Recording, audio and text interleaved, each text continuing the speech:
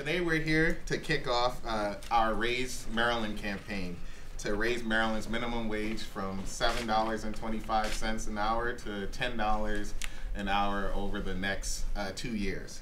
I believe, and I think my colleagues do as well, that if you work 8 hours a day, that you at least ought to be able to afford to put a roof over your head.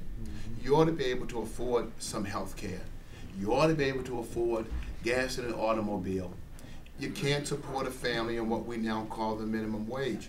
And so I support this bill wholeheartedly, and I stand with my colleagues in the House and the Senate to ask that we get this done. Particularly with the recession that we've officially gotten through but are still grappling with as far as many families are concerned, providing them a raise through the minimum wage is something that will have a stimulus type effect for the economy by putting those dollars in people's hands that are working families, working men and working women, that then will put those dollars into the economy. We estimate that this increase will insert into the Maryland economy roughly $1 billion worth of spending. The people who will receive this increase are generally people coming from low-income families.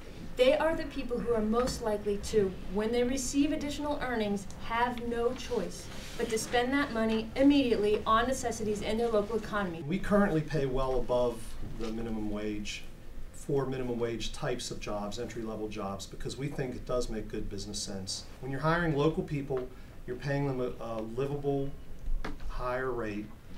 They're going to turn around and spend that significant proportion of that money in the community.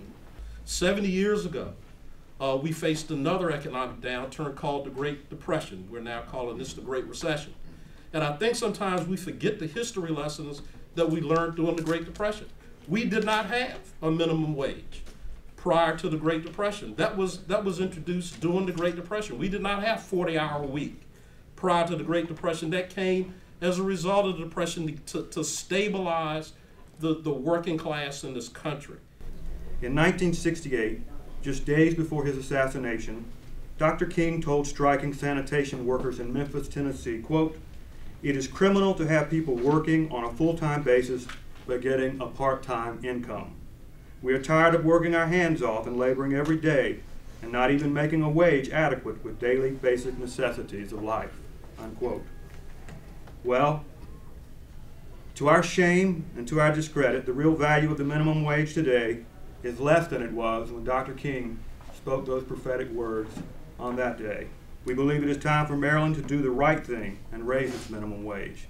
And we believe that by coming together and working together, we can and we will get it done. Thank you.